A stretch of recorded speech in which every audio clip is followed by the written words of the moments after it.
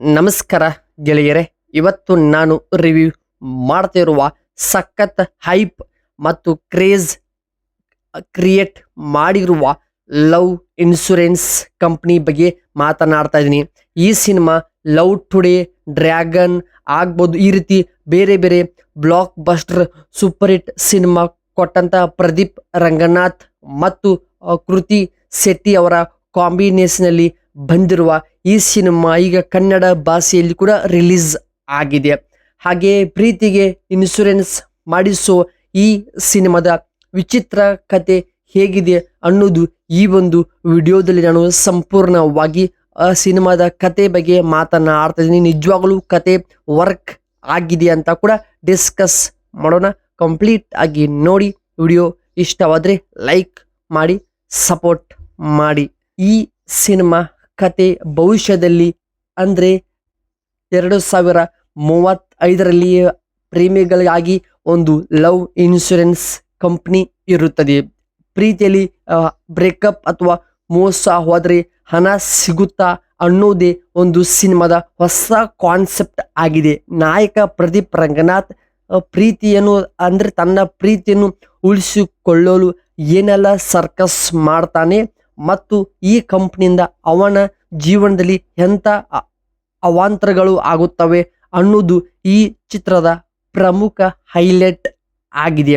ವಿಘ್ನೇಶ್ ಶಿವಣ್ಣ ಅವರ mark comedy ಮತ್ತು emotional ಕತೆ ಹೇಳುವಂಥ ರೀತಿ ಭವಿಷ್ಯದಲ್ಲಿ ಅಡ್ವಾನ್ಸ್ ಆಗಿ ಏನೆಲ್ಲ ಆಗುತ್ತದೆ ಪ್ರೇಮಿಗಳ ಮಧ್ಯೆ ಅನ್ನೋದು ಸಿನಿಮಾದಲ್ಲಿ ತುಂಬ ಅದ್ಭುತವಾಗಿಯೇ ವರ್ಕ್ ಆಗಿದೆ.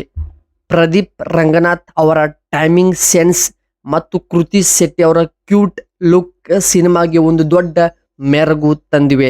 ಎಸ್.ಜೆ. ಸೂರ್ಯ ಅವರ ಪಾತ್ರವು ಹೊಟ್ಟೆ ನೋವಾಗುವಂತೆ ನಗಿಸುತ್ತಾರೆ.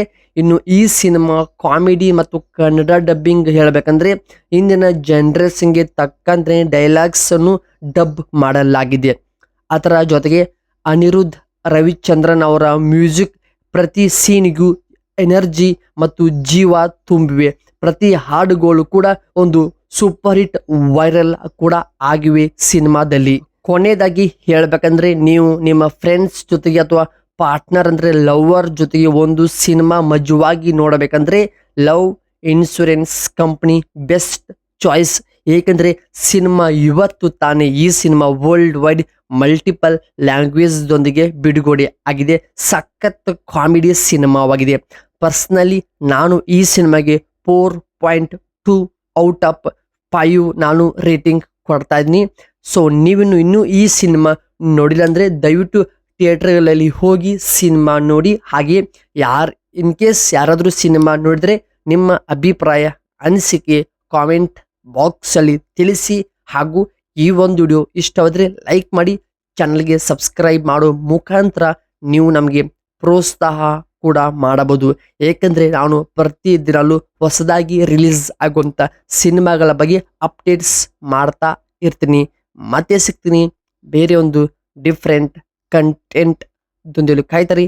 ನಮಸ್ಕಾರ ಸ್ನೇಹಿತರೆ.